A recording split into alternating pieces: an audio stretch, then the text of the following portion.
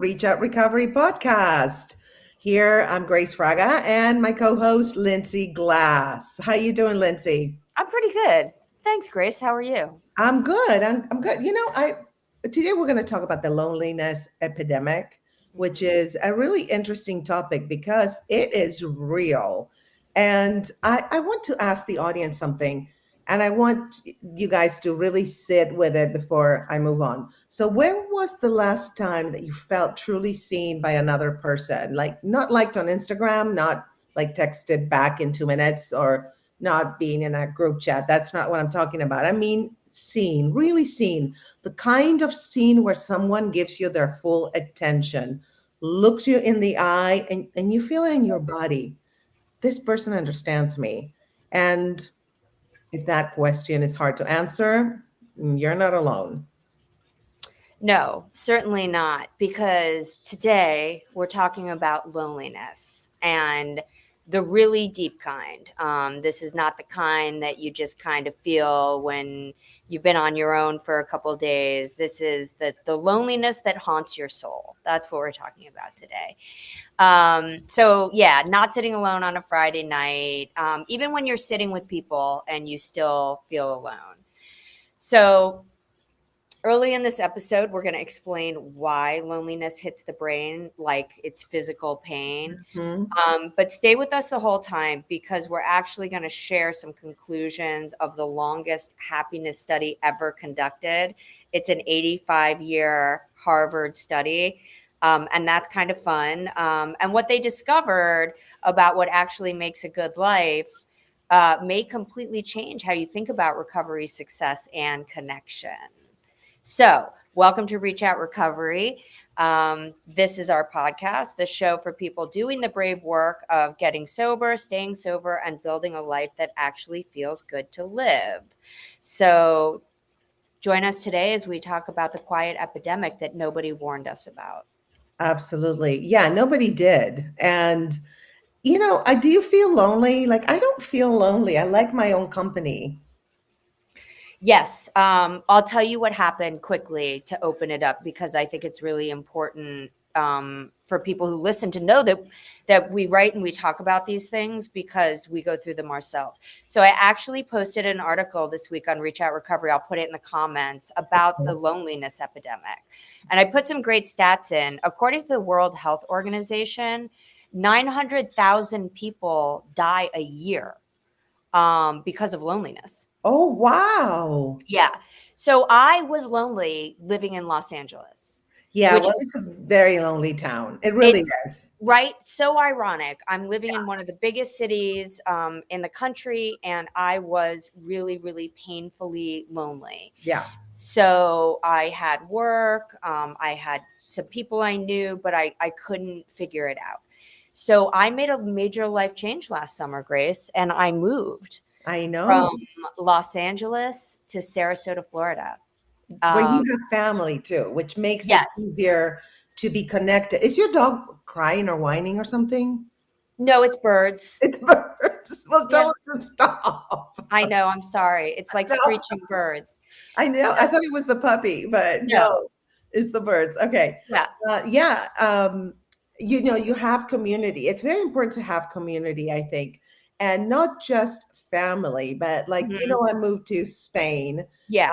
to Alicante, for anybody who didn't know about this, not long ago. And I moved here not knowing anybody. And the thing about Spain is that there is a very good sense of community. So everybody, for example, is like, good morning, good afternoon. Like if you don't say it, you're considered rude. Right. So yeah, and like in the building where I'm at right now, it's amazing. We have like a restaurant downstairs, and everybody's really sweet, and it's like a community, and everybody knows you and make sure you're okay, and that in itself made me feel like not alone in this crazy venture, escaping the US to for a better life in Spain. And yeah, I think it has to do a lot with community. You make a hugely important point because So I moved to a small city in Florida, and I live on a golf course in a community, Nice. and I know all the neighbors. Yeah. We walk the dogs together. If Yep. somebody is sick or having surgery, neighbors bring them food. Oh, Um, and the other crazy thing, and I write about this and I'm going to share about it now. I'm in a serious relationship in Florida. yeah. So you would think coming from one of the biggest cities in the world, it would have been easier to meet people there, but that just wasn't my experience. Like I Oh, just no. wasn't finding the kind of relationships I wanted. So if No. you are looking for kind of a bit more of a small town community where you can join the tennis club and people every day are there and see, it's really a lifestyle decision. So we both moved into kind of smaller communities than Los Angeles. Oh, yeah, absolutely. Alicante is kind of like New Orleans. It reminds me of New Orleans. It's a small place. You can go by bus. I don't even need a car here. Transportation is amazing. And I made friends at the bus stop. I'm not kidding. Like we exchanged phone numbers. I And believe it. it's amazing. And from all over the world, like Italian Germans now have like a German friend, an Italian friend, Right. and it's just interesting too, because it's not just the same type of people. Like in LA, it was always the same type of Right. people, and they all kind of wanted the same things. But here Yeah. in Spain, it's just like such a rainbow of people that it's so cool. Because Absolutely. yeah, Yeah. and but yeah, it's very easy, especially if you immigrate to another country, which this is my second time. Yay. Um, hopefully it'll be my last time, but I'm not Great sure. girl. We're not going to talk about that. So it's very hard because you don't know anybody, you don't know what the country is like, Yeah. their customs, their habits, their like what's rude, what's not rude, and Right. so yeah, building community anywhere you move is or anywhere you are is the most important thing. So let's go to segment one, the question most people avoid. So when people hear the word loneliness, they often imagine one sad person sitting alone in a quiet apartment, right? But that's not the reality. In 2023, listen to this, Lindsay. In 2023, the US Surgeon General declared loneliness a public health epidemic. Mhm. Yeah. That is insane. That means loneliness is not just emotional discomfort, it's affecting physical health across entire populations. Is that insane? Yeah, and that brings me back to the startling statistics of Yes. like the Yes. 900. So you know what else it said? I put it in my, I don't know, one of my posts or articles that they equated it. Chronic loneliness is as bad as smoking 15 cigarettes a day. That is insane. Yeah. And I would add to that, what we now know is that over the last generation, Americans have lost an average of two close friendships. That's a Not lot. acquaintances, not followers. These are close friends, the kind of people that would answer the phone at 2 a.m. or let you come stay with them if you were in a bind. So here's the paradox of our modern life: we're more connected than we've ever been. Hmm. I have platforms with hundreds of thousands of followers. I don't know any of them. Yeah, Um, and I couldn't ask any of them for anything. So we're sending more messages. We follow more people. We consume endless amounts of content. And yet we are lonelier than our grandparents. that's crazy. That's crazy. Now Yeah. you're not lonely. You have a lot of birds around. Well, I'm not lonely anymore, but I have to tell you, like, I'm both a self help author and a mental health No, advocate. I'm joking about your birds, the No, I birds. know. They're everywhere. And if I turn the computer around, you would see that I live on a bird sanctuary. Sometimes I Oh, have cranes that are this high out there. You're lucky they're not no. there. They scream. Can we see them? Can we see them? You won't be able to with the camera. They're like in the trees. But yeah, I mean, I'll send you some pictures. We That is so funny. Do we you have hawks, we have birds of prey out there. Yeah, we got eagles here. it's like a zoo. Yeah, it's a bird sanctuary, That's Florida, kind amazing. I of. love that. Yeah.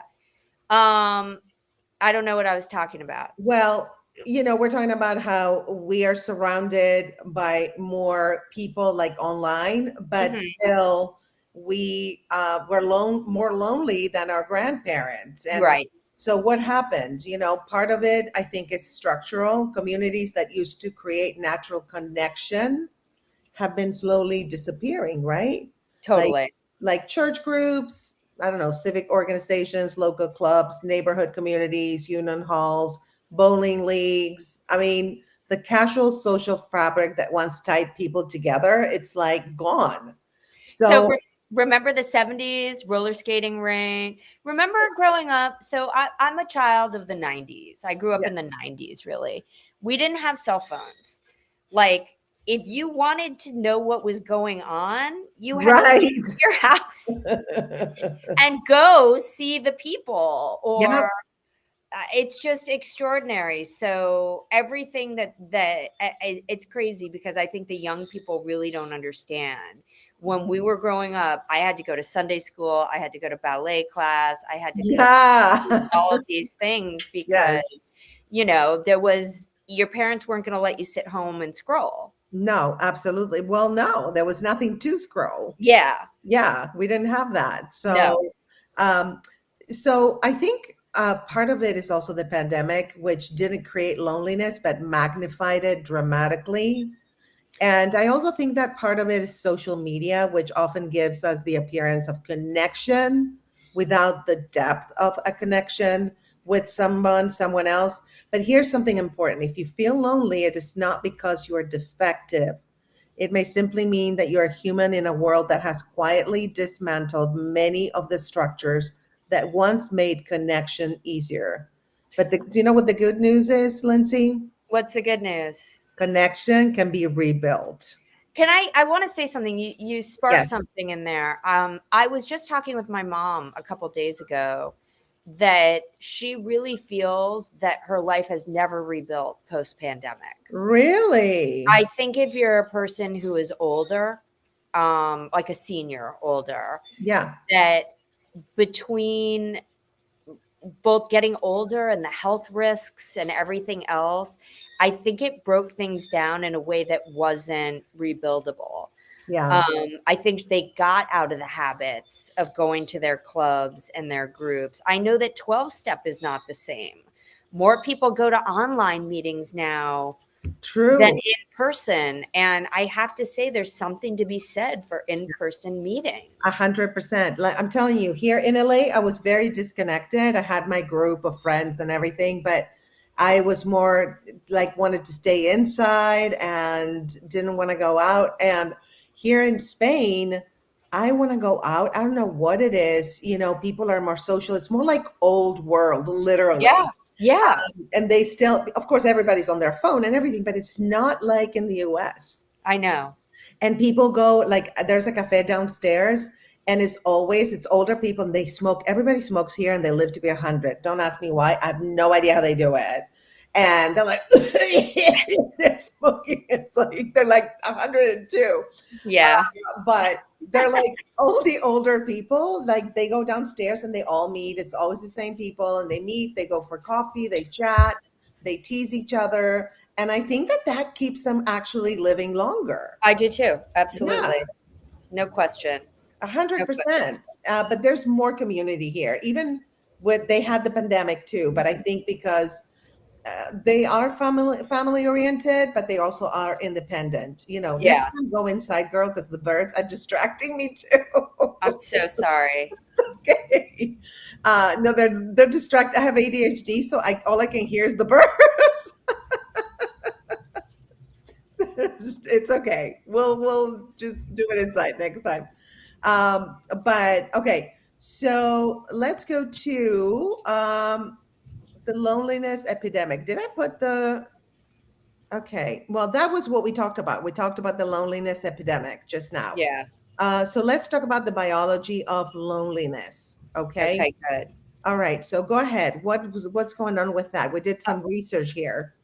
We did. And Here's the important thing to know. There's science to all of this. And Yes. you always want to know the science because sometimes I think when things are just feelings, it's really hard to find the motivation to take action. But when you understand some of the science, it can add a little bit more, I don't know, of an impact to the information. So Dr. Julianne Holt Lundstad at Brigham Young University studied the health effects of social isolation in a massive meta analysis covering over 300,000 people across 148 studies.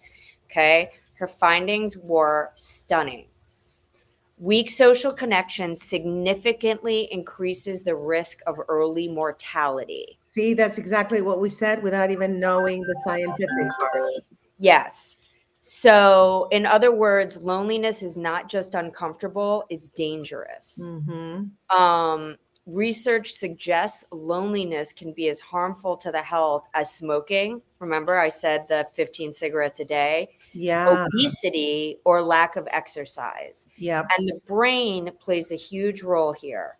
Mm-hmm. Research from UCLA found that social rejection activates the same brain regions associated with physical pain. So let's just talk about that before I get into that. We're going to talk about why it's important for people in recovery.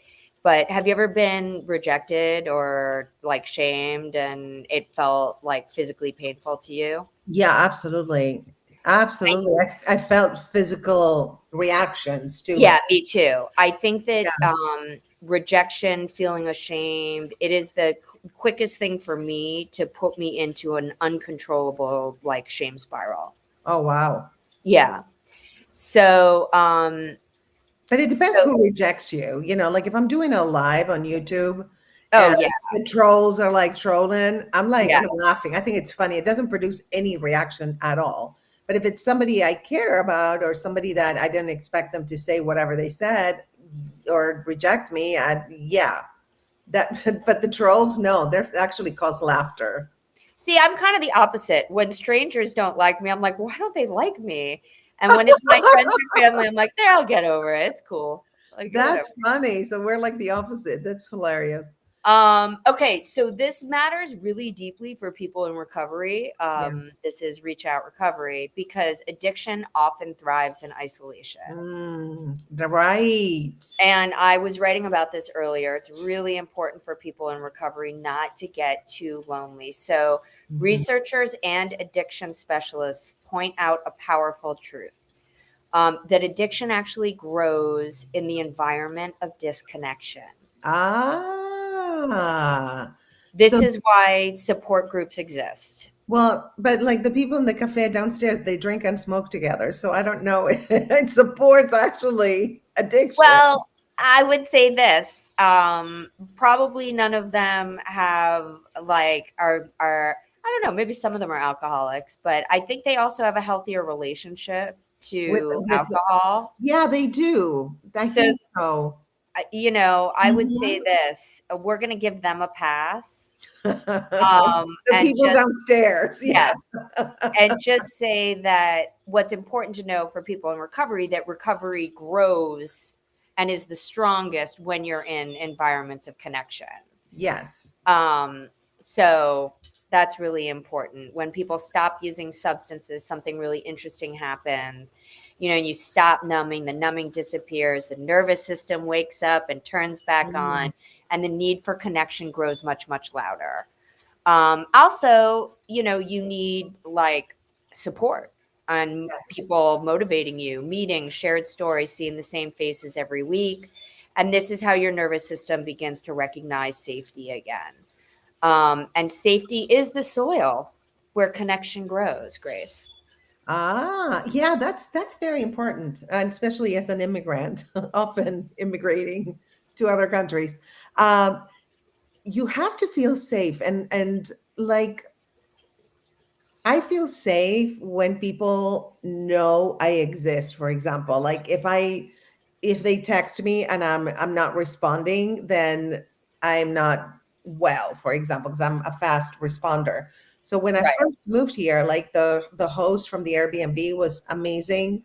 And she was like, anything you need. That's another thing in Spain. It's like they just met you. It's like, if you need anything, let me know. Right. And that made me feel safe. Just this one person who said that. And then I met a couple of other people that said the same thing. And it made me feel supported and safe. Right. And that feeling of safety is very, very, very important, I think. Especially if you're lonely and shy. It's not, Yes, you have to kind of find your safe people to be around. 100%. Yes. Well, your nervous system was never designed to do life alone. And that's not weakness. That's its actual biology. Yeah, we're pack creatures. Yes, we are. Absolutely. Well, we're going to take a little break.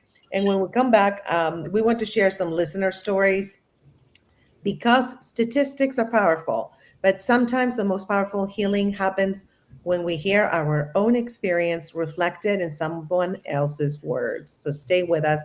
We'll be right back.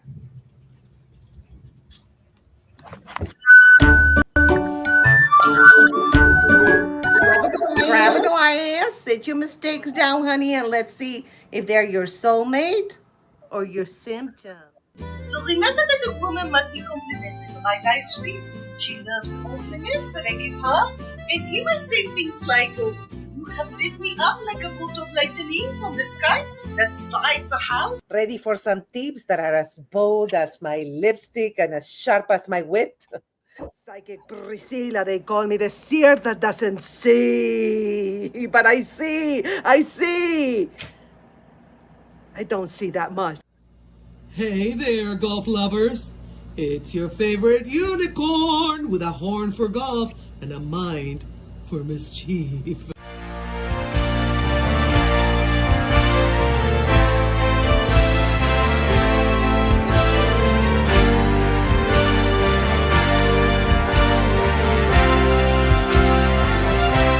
So he's saying to rub around the.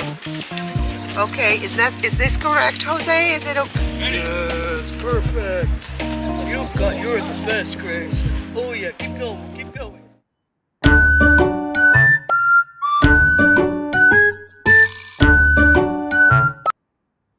All right, and we are back. All right, we're gonna go to segment number. It's gonna be 4. So let me put up the caption, and we are going to read some listener stories, okay, about loneliness and recovery. And, when we asked our listeners about loneliness and recovery, the response was overwhelming, which tells us something really important, that a lot of people are carrying this quietly, okay? So let's share a few stories. Do you want to tell us Maria's story, Lindsay? Absolutely. So Maria wrote, and she said, after getting sober, I had everything that was supposed to mean success, a job, an apartment, a routine. But at night, I'd sit on my couch and feel this huge emptiness. I did everything right. So why do I still feel so alone? Okay. Well, Maria, that was the dog. Maria, what you're describing has a name. Yeah. Researchers call it social bereavement. Okay. Ah. Social bereavement is the grief of losing a community, Hmm. even if that community was unhealthy, Ooh. Interesting. because familiarity feels like belonging, even if Hmm. it's in a bad situation. Yes, absolutely. It does. And I think as humans, we want to belong, right? Uh, Fundamentally, it's one of our greatest needs. 100%. Yeah. There's another listener, Derek, said something many people relate to. He says, I talk to people online all day long, but when the phone goes quiet, the loneliness hits hard. And you know what this is called, Lindsay? This is called the social media paradox. Online interaction gives the brain small dopamine rewards, right? And we all experience that. Hmm. But those interactions often lack the depth our nervous system truly needs. It's like eating candy when your body actually needs a real meal. Yeah. It's like a fake fix. Absolutely. Yes. I have to tell you, because you and I have talked throughout our time doing this about our social media addictions, our phones, Hmm. and I've kind of had to put a few practices into place with the phone. So I just wanted to follow up and then I'll read the last story. Okay. When I am working, I will pick up my phone every minute or two. I realized that I can't help myself. I Yeah. don't even know what I'm looking for. It's ridiculous. I did it while we're doing this. Like, Yeah. So I actually, well, I had to text somebody, but that's because they kept calling, and I was like, "Is something wrong? Like, I will call you back." But but basically, I have to keep my phone out of reach when I'm working. yeah. The other thing I have to do is I really have to keep it in my purse when I'm at meals with people. Yes, because if not, if you put it on the table, if you hear, a little ding or look at the notifications, it's over. Yeah, and Yeah. it's so rude, and people So don't rude. like it. So, Yeah, it is super um, rude. And so I'm it's really guilty of it. So I'm not saying other people are rude. I'm rude And sometimes. isn't it fascinating? Like, we're sitting with somebody, we wanna be connecting, and yet we'll pick up the phone. That is so weird. So, yeah, really, like, pay attention to how much you're connecting with your phone versus in real life, because there is a deep disconnect. Okay, so somebody else, James, wrote in something that hit him hard. He said, "Since getting sober, I realized I don't actually know how to make friends as an adult." Woo! Join the club, James. Really? Is it harder after you get sober? Oh my God. When I got sober, I didn't know what to do with myself. First of all, you have to grieve because you lose not only your community of people, but the lifestyle. Yeah. So suddenly it's like Friday, Saturday night, and you're like, and this is where it becomes incredibly important to be like going to meetings, making sober friends, because those were the people suddenly you're going to a meeting, you're going to the diner and you're laughing, you're joking about what life used to be. If you were sitting home alone so when I was really getting sober in New York City, Hmm. I actually used to go to meetings with, oh, Max, with a family member. Girl, you need to put your animal somewhere I know. else. I'm sorry. I'm so sorry. Never No, again, don't worry. Grace. I'm just messing with you. Um, I used to go to meetings with a friend on Friday nights, and then we would go to the diner with the people from the meeting. New York City had great socializing after meetings. Nice. And this was all way before the pandemic, but there'd be like 20 of us, like a pack of us Yeah. going. And it was really fun. So, so, James, you're not alone. As children, environments naturally create friendships. So, school, sports, neighborhoods, what you were saying before, religious groups, whatever it was. But as adults, those environments completely Hmm. disappear.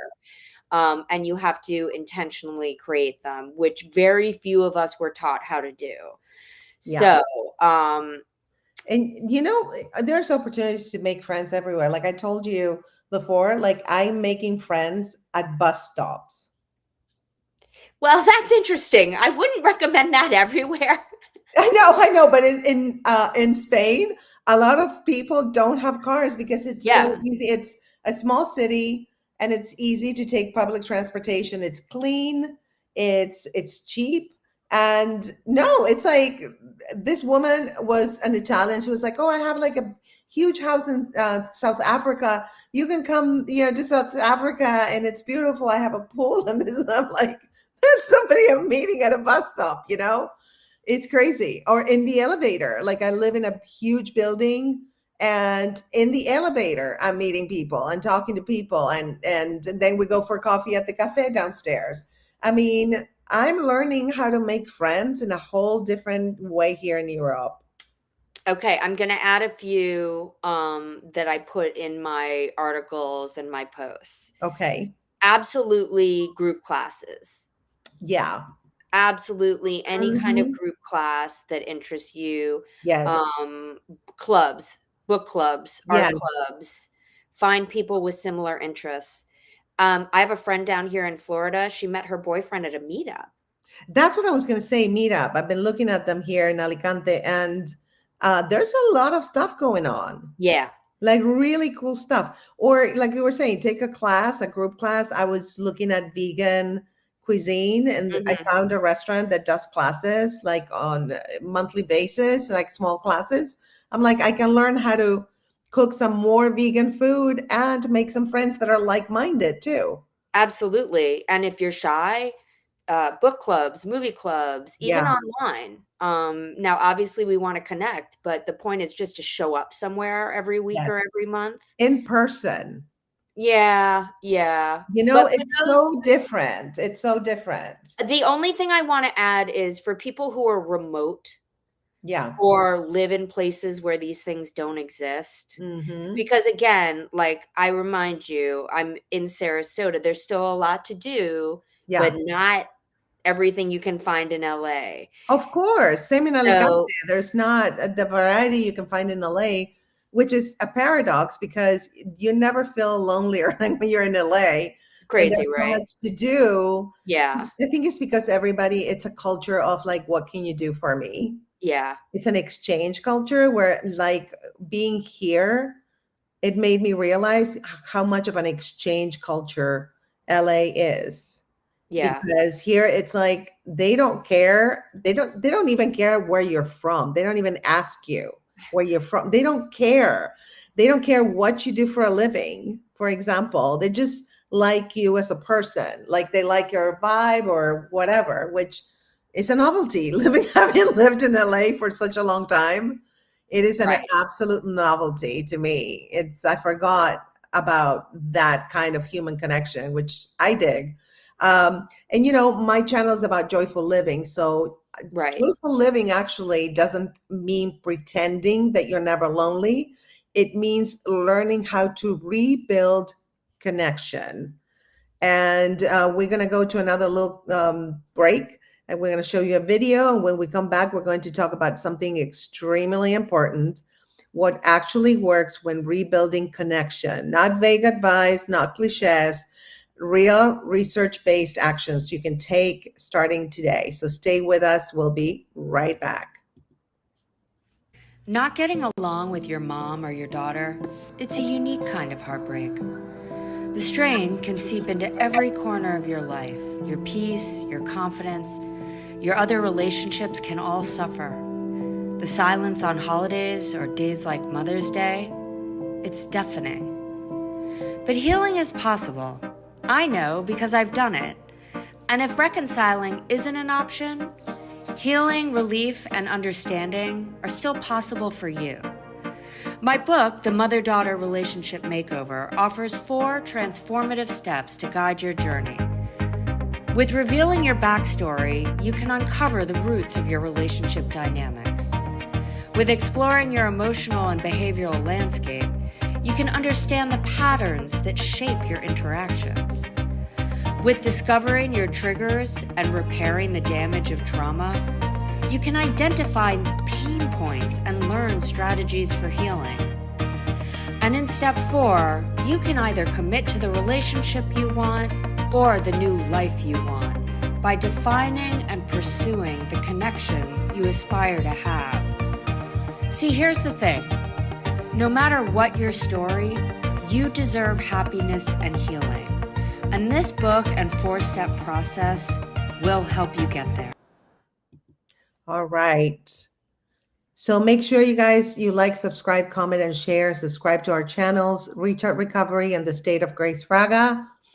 Support us so we can spread the message, our messages, all over. So segment 5, because I love my segments, don't I? Let's see. Segment 5. All right. And this is 5 science backed ways to rebuild connection. So, okay, so let's get practical because understanding loneliness does not fix loneliness. What fixes it is action. And we are going to talk about 5 evidence based strategies researchers consistently point to. So, can you start with number 1, Lindsay?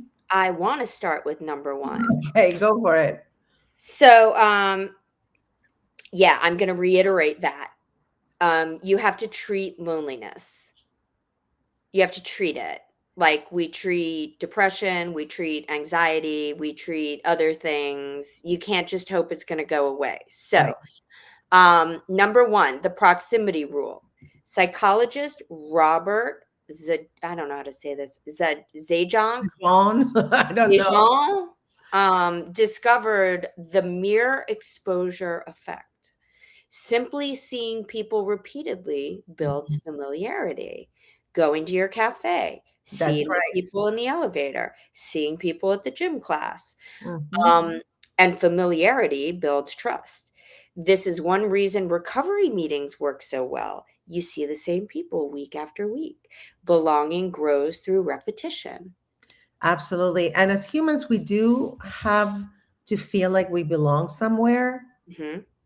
whatever that is. And yeah, I love the repetition part because I'm experiencing that with the cafe. You know, it's like the waiters know me. Yep. They're all so nice. A lot of them from Argentina, and they know I'm vegan. So you know, they try to make stuff that I can eat, and they're so sweet. And you know, then I have like the hairdresser down the street also. You know, Right. kind of everything. These buildings here in Alicante are amazing because you have like the building and downstairs it's all the shops Yeah. that, you know, like I have a grocery store, I have a cafe, I have the ATM downstairs, I have, you know, a hairdresser, I have a pastry shop. Nice. That's sinful, believe me. I go there to get coffee Mm. for €1.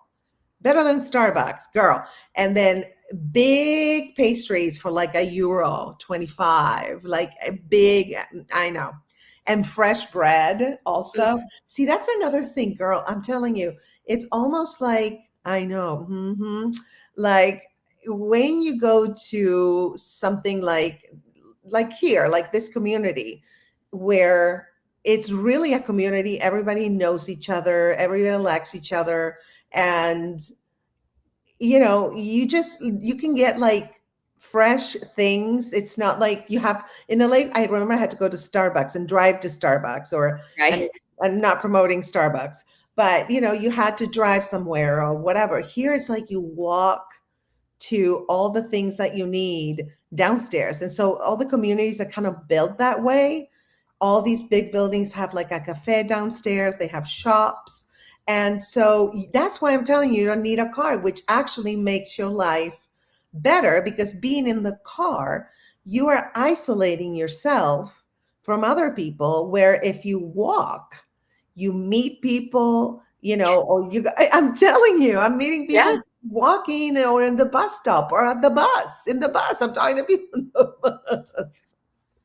And it's normal. Right. And that my nervous system is kind of regulating itself after all that, you know, I had to leave the Yeah. US. Um, and and I think that the community part of it and the way everything is set up here to make you feel welcomed and to make you feel like you're part of a community, and kind of like old school pastry shops and Right. cafes is just, I don't know how to explain it, but it makes me feel almost like my childhood in Yeah. Argentina, because that was the way, like we were talking earlier, that was the way that it used to be. Yeah. And so it's not just, you know, in LA, it was a lot, my connection was a lot to my phone, to my clients on Zoom, or, you know, friends even on Zoom that are in other states, right? And so, but here it just feels like more real. You're more present. Yes, more present. And I think that's why the average lifespan of a woman in Spain is 87 years old, where in the US it's 79. Wow. Yes, and I think that this part has a lot to do with it, the community. Yeah. If you I agree. watch if you watch that documentary about the blue zones on Netflix, I highly recommend it. Research like why people live to be 100 in certain areas, and one of the factors was community. I'm sure. Mhm. Absolutely. And it doesn't have to be family. It can be your neighbors. Because I think fundamentally, when you have a community that you feel safe with around you, Mhm. All the fears that you have when you're alone and lonely, Yeah. like financial trouble, emotional trouble, anxiety trouble. Yeah. Like, there are going to be people around who can help you with whatever is happening to you. I think that's the beauty of community. Yeah. I agree 100%. So the other thing that we were talking about, the five evidence-based strategies researchers consistently point to rebuild connection is to reach out first. Research from the University of Chicago found that people consistently underestimate how happy others are to hear from them. Lonely people often wait to be invited, wait to be contacted, but reaching out first can break the isolation loop. Sometimes one simple message is enough. And you know what? Because I'm an immigrant here, right? And I just arrived here almost 3 months ago. Um, I used to not contact people like as much, but here I'm contacting my friends more in the US, or I'm contacting the people that I met here, and that helps. That helps a lot. And it kind of like if you feel lonely, I highly recommend just contact somebody and say, "Hey, thinking of you. How are you doing?" And start a conversation. Some people will might just say, "Hey, I'm okay," and move on, but other people might start a conversation, and then maybe you'll talk on the phone or you'll meet up for coffee or whatever, right? And who should you reach out to, Grace? I have suggestions. I like that. Um, Okay. a family member you haven't spoken to in a long time, who would Uh-huh. love to hear from you or might be Nice. struggling. A friend who hasn't heard from you in a long time and might be struggling. Yeah. I've been going through this weird thing lately where I'm incredibly nostalgic for certain people Oh, wow. from the old days. Yeah. And I think they just remind me of, a simpler time. And so I text one of them a memory and I'm like, remember when? And it generally leads to a little bit of a funny text exchange or a let's catch up. Right. Right. Um, I have never had the experience of sending somebody a text or calling, even if I leave a voicemail and being like, I was literally just thinking about you and missing you and thinking about when we used to live in New York. It never goes badly. Never, right? And No. if you think of someone, that's kind of like we're all connected. Yeah. So yeah, so they And you know sense what's it. funny? Often the response is, "Oh my god, I was thinking of you recently too. I'm so glad you got in touch." That is so cool. I love that. Yes. Um, okay, the next one is a really important. This is something, so I have been coached and in recovery for decades. Mm-hmm. And this is something that people used to make me do. Oh, So this is really, really important if you are somebody who struggles with depression or anxiety or new in recovery. One meaningful interaction per day. ooh. Okay. So, a Gallup study across 143 countries found something very simple and very powerful. People who have at least one meaningful social interaction per day report significantly higher well being. It doesn't have to be a party, it doesn't have to be a perfect conversation. It's just one real moment. So, I will add to that. People are always surprised, whether it's the boyfriend or family members or whoever it is, at how many people I know in the neighborhood, how fast. Why is that? I have dogs. My boyfriend has dogs. I Yeah. am walking those dogs. And I'll be like, so the guy in that house has a doodle too. And he also got it for his dog. He'll be like, how do you know these people and know these? Right. And it's because I walk the dogs every day. And I see people and I just go, "Oh, hi," and I smile and I introduce the dogs. And, like, I would say every single day I have at least 3 meaningful, things because people know who we are, they love both sets of dogs, and somebody is gonna stop and say hi to us. And I with my old dog, was so cute that people would stop and ask me if they could say hello, and I would Oh, let them, and they'd be like, that just made my day. Oh, that's so cute. Yeah. So take your dogs out. Yeah. And if you don't have dogs, go for a walk. Meet other dogs. Say people with dogs don't Right, mind. right, exactly. Like if you ever see somebody, even if you're like a little bit attracted to them, here's a cool Right? tip, okay? You Yeah. see somebody regularly, they have a dog. There has never been a dog owner that if you very politely said, "I so admire your dog. Would it be okay if I said hello and pet him for a second?" Yeah, that's Like, true. don't just attack their dog, but compliment their dog Yeah, and say, "Would it be okay if I said hello to your dog?" And generally, most people will be like, "Yes, his name is Jojo and he wears cowboy boots at home," you know? that's so cute. Yeah, totally. I agree. I agree. All right, Um, carry on. all right. So another thing to, another strategy to just connect to other people is activity-based connection. Is do things side by side. Okay, like activity-based connection, like you were talking about, often works better than forced conversation, like walking, cooking, volunteering, creating something together. Shared activity removes pressure, and connection grows naturally. Like I was telling you about, like doing a vegan cooking class, because when you're Yep. doing something and you're talking, or stuff happens, or you make a mistake, or you talk about, you see a potato and you remember a story about a potato, Yeah. it's like it helps connect with people, I think, right?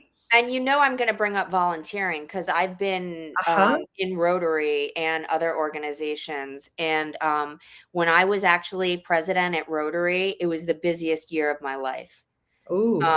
And you're around people who care about the same causes as you, you're helping people.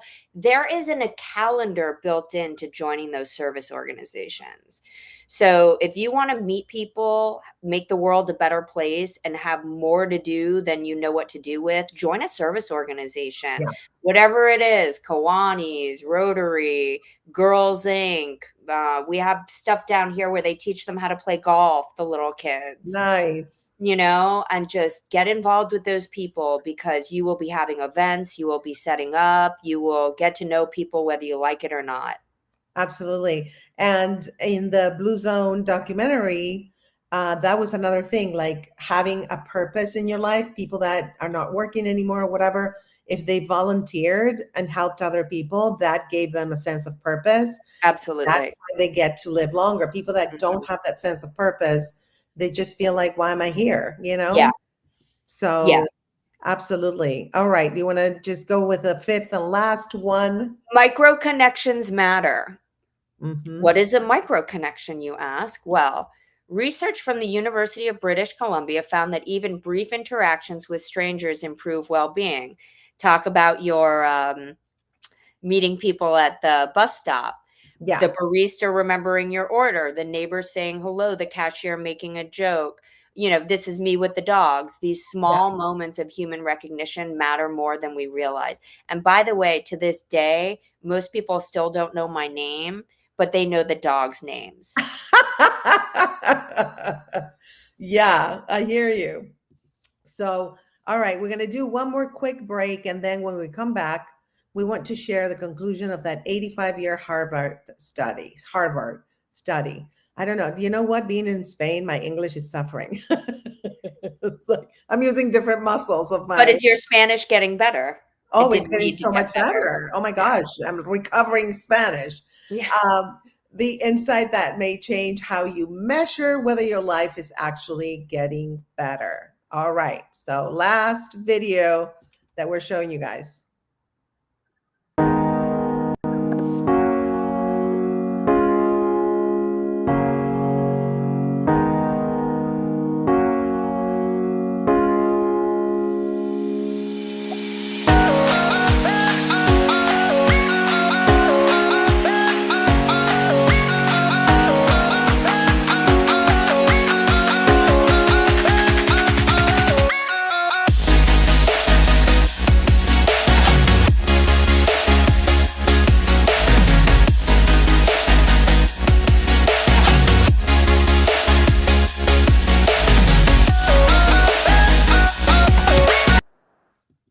All right.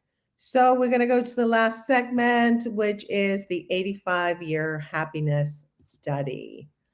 All right. So remember that study that we mentioned earlier, the Harvard study of adult development? It has followed participants for more than 85 years, Lindsay. Isn't that crazy? It is crazy. It's That's like multiple scientists, multiple grants going decades. It is. insane. Well, they were like tracking their careers, their health, their money, relationships, everything. And after decades of data, the researchers reached a clear conclusion that the strongest predictor of a happy, healthy life was not wealth. It wasn't fame, it wasn't success. The single strongest predictor was the quality of a person's relationships. We're not talking perfect relationships. We're talking real ones, warm ones, supportive ones. Even if it's just one person who knows you, one person you can call, one person who sees you, that alone changes the trajectory of a life. And here's the beautiful thing about recovery. People rebuild relationships every single day. People who lost everything, people who burned bridges, people who isolated for years, and yet they rebuild connection again. That happens every day, and it can happen for you too. And now we're going to go to some final takeaways. Go ahead, Lindsay. Okay, I really I'm not trying to make us go longer, but I really just want to say I've Yes. read a lot about those kinds of studies, and it's connection, it's relationship, it's also having enough but not too much. Yeah, So I always think that's really interesting because we think like these big things are the goal, and that's really just not the experience. Okay, so there we have some final takeaways before we go. Let's call them some one a truth. The first one is that loneliness is a signal; it's not a life sentence. hmm, But it's something that needs to be paid attention to. So here's a fact: just 5 minutes of genuine connection can measurably improve mood and reduce stress hormones. This is true. And absolutely. here's a challenge: this week, try reaching out to one person. Not a reply, a reach. Justin, I've been thinking about you. How are you doing? Whatever it is, but you never know what that door might open. Absolutely. Well, if this episode helped you, share it with someone who might need it. And remember to subscribe to Reach Out Recovery and the State of Grace Fraga. And also remember that healing doesn't happen alone. And your journey to joyful living begins with connection. Thank you so much, guys, for joining us. And we will be back in about a month. We do this podcast monthly, and we're going to have another hot topic for you guys, too.